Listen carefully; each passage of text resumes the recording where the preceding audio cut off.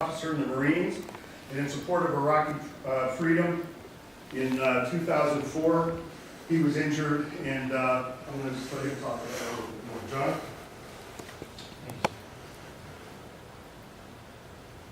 Do you operate on a system of beliefs or a slogan, or does your school use a motto? I know my school did. I went to Texas A&M. I'm a Marine, and like all Marines, we operate under one motto. Two simple but powerful words. Semper Fidelis. It means always faithful in Latin. As Terry mentioned, in September of 2004, I was serving in the Al-Anbar province of Iraq. While conducting combat operations, I was violently struck in my right eye by a radio antenna through my night vision goggles. I was taken far from Aruba, all the way medically evacuated to Baghdad, where the general hospital is. My future was uncertain. I was blinded. I didn't know what was going to happen. I was taken away from my Marines, something I wasn't used to, I wasn't ready for. 10 days later, though, out of all this uncertainty, I came back. Semper Fidelis, I kept that faithfulness to my Marines, like many of your athletes do. My name is John Bursler. I'm just going to share a couple of words about the Wounded Warrior Project and my specific story. I'm originally from Houston, Texas, not too far down the road, about a 4-hour drive. Made it through Central Texas yesterday.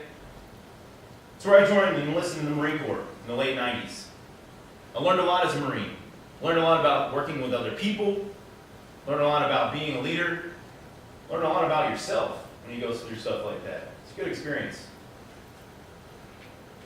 When I got out, I went to college. Like I said, Texas A&M. I don't know if we have any Aggies represented, probably not, but just like the Marine Corps, when you walk down a college campus, like many of you do every day, it's very similar. You got a quad, you got a gym, you got a dining hall, and even sometimes a drill field where flag football will go on or ROTC will practice and whatnot. There's one major difference that I noticed right away. Lots of girls. One major difference, had a blast. Got involved in student organizations, met a lot of great friends that I continue to love today. Life was pretty good. Then 9/11 happened. We all can remember where we were on that fateful day. A couple years later, we invaded Iraq, and 1 year after that, I was called back up through my reserve unit, and we were going.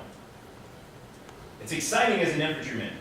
I trained and spent years getting ready for something just like many of your athletes do to get to their Sugar Bowl, or their Final Four, their championship. To us, going to Iraq was our championship. My treatment was successful, although I can't see completely. The ophthalmologists in the Baghdad General Hospital were exceptional. After a lot of different treatments and minor surgery, they said that they wanted to keep me for some extra observation. I said, to heck with that, I need to get back to my Marines. So I waited for their day off, and I went to the next helicopter crewman. I said, hey man, can I get a ride? I spent the next 3 days hitchhiking across Iraq in one of these bad boys. And I wish this guy was sticking his thumb up, but that's basically what I was doing. I was doing anything and everything I could to get back to my Marines. Semper Fidelis, always faithful. When I came home, back to Texas, I wasn't right. I couldn't sleep. I had massive headaches. My ears rang, just like many of the football players that probably undergo concussions, like Terry mentioned. I couldn't be alone. I drank heavily just to go to sleep.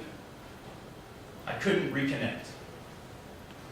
One of the proudest moments for me was when I came home, finished school, but I was called down to the field, at Kyle Field, which is one of the largest stadiums in Texas, where former President George H.W. Bush and Barbara were both down on the field and handed us their presidential coin and involved me and several of my fellow Wounded Warriors in the coin toss before the game. I think we were playing Oklahoma State that day. That was one of the greatest welcome back that you can ever receive. And I know many of you do that, and I thank you for involving our Wounded Warriors and our combat veterans in the pregame festivities. The main thing is, I got a job, I was helping people, but I couldn't reconnect. I needed a new mission. In July of 2009, I met 3 of the coolest dudes I've ever met with this logo on their shirt. Me and 20 other Wounded Warriors were undergoing peer mentor training. These are my Marines. I just wanted to show you all that. This is after a 7-day battle in a city called Heat, which is near Ramadi on the Euphrates River. This concept revolves around veteran-to-veteran, peer-to-peer interaction, making sure that these folks coming home are given the tools that they need to make a successful transition from military to civilian life. One of many of Wounded Warrior Project's great programs. It changed my life. It gave me a new mission. It gave me a new purpose. As part of that, Semper Fidelis, always faithful. Just like the Marine Corps preaches, and just like I came back from my Marines, Wounded Warrior Project came back for me. It continues to do so every day for our Wounded Warriors and their families.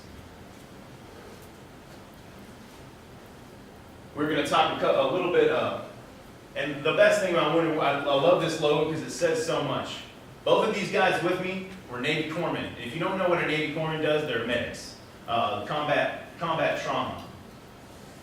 They're usually the guys on the bottom, carrying the folks out the battlefield and giving them treatment. 98% of our casualties on the battlefield survive today because of their efforts. So, when I was in Iraq, I was the guy on the top. Now I feel much more like the Marine on the bottom, carrying my brothers and sisters off the battlefield every day and transitioning them to the military, from military to civilian life. And just real briefly, I wanted to talk about 2 programs that might be applicable. We focus on 4 areas: mind, body, economic empowerment, and engagement. Real quick with the body, Terry talks about the past. One of the coolest programs I think I've ever seen or been involved with. Soldier Ride is another one of those things. Happens all over the country. In cities like San Diego, Chicago, New York, Washington, Annapolis, Jacksonville, Florida, and San Antonio, Texas. If you're near one, try and get involved. Encourage your athletes and your community to get involved and ride alongside these warriors.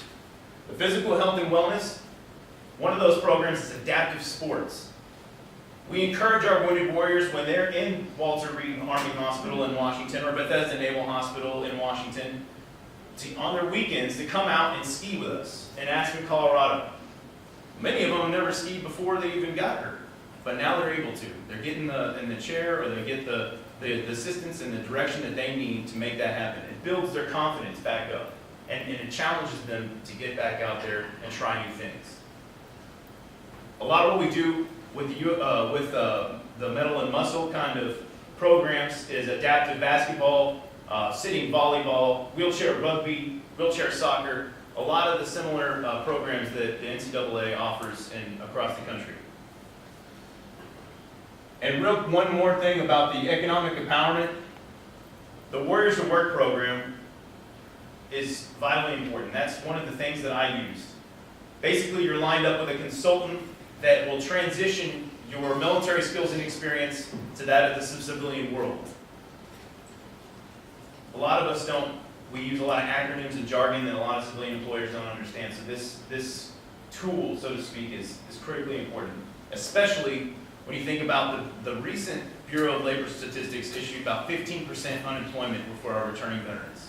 Compared to the 8% of the national average right now, this data is just unsustainable. And Wounded Warrior Project is pitching in to make sure that these folks make that successful transition.